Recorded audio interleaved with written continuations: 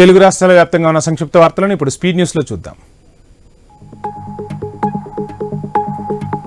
మాజీ రాష్ట్రపతి అబ్దుల్ కలాం వర్ధంతి గుంటూరు వైసీపీ రీజనల్ కార్యాలయంలో ఘనంగా నిర్వహించారు. కలాం మనకు భౌతికంగా దూరమైన ఆయన ఆశయాలు ప్రజల గుండెల్లో ఎప్పటికీ నిలిచిపోతాయని వైసీపీ నేతలు కొనియాడారు. నేటి సమాజం అబ్దుల్ కలాంను ఆదర్శంగా తీసుకుని ముందుకెళ్లాలని పిలుపునిచ్చారు.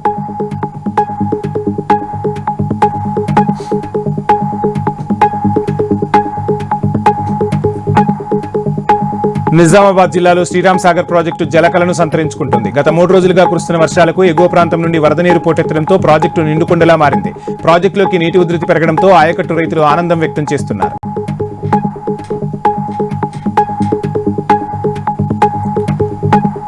వ్యవసాయ రంగాన్ని అభివృద్ధి పదంలో నడిపించడానికి సీఎం చంద్రబాబు కృషి చేస్తున్నారని ఎంపీ అంబికా లక్ష్మీనారాయణ తెలిపారు.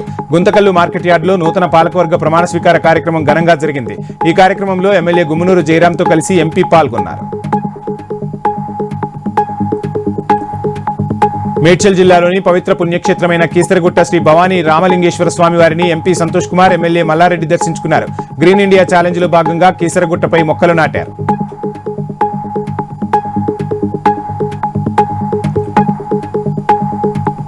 వరంగల్ జిల్లాలో ఎమ్మెల్సీ కవిత పర్యటించారు. చెన్నారావుపేట మండలం పాత ముగ్ధంపూర్లో స్థానిక మహిళలతో కలిసి పోచమ్మ దేవాలయంలో బోనాలు సమర్పించారు. కవిత రాకతో గ్రామంలో బీఆర్ఎస్ కార్యకర్తలు సందడిగా మారిపోయారు.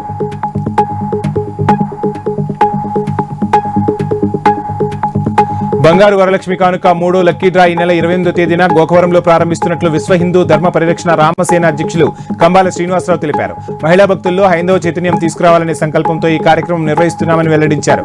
లక్కీ డ్రాలో గెలుపొందిన మహిళలకు వరలక్ష్మి రూపులను ఉచితంగా అందజేస్తామన్నారు.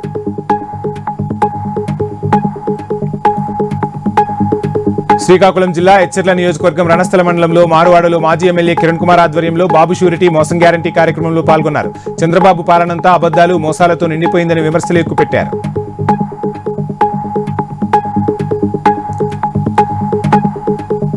మంచిర్యాల జిల్లాలో పెద్ద పులి సంచారం కలకలం రేపింది. కాశీపేట మండలం ధర్మారావుపేట పరిధిలోని రొట్టెపల్ల అటవీ ప్రాంతంలో పెద్ద పులి దాడిలో లేగదూడ మృతి చెందింది. సమీప గ్రామాల ప్రజలను అటవీశాఖ అధికారులు అప్రమత్తం చేశారు. ప్రకాశం జిల్లా తూర్పునాయుడుపాలెంలో మంత్రి స్వామి తన క్యాంపు కార్యాలయంలో 83 మంది లబ్ధిదారులకు 72 లక్షల రూపాయల విలువైన సీఎం సహాయ నిధి చెక్కులు పంపిణీ చేశారు.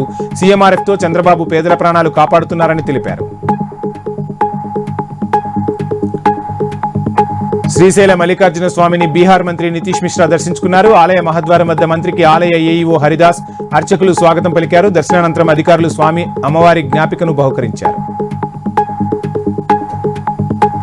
ఇవి బులెటిన్ అప్డేట్స్.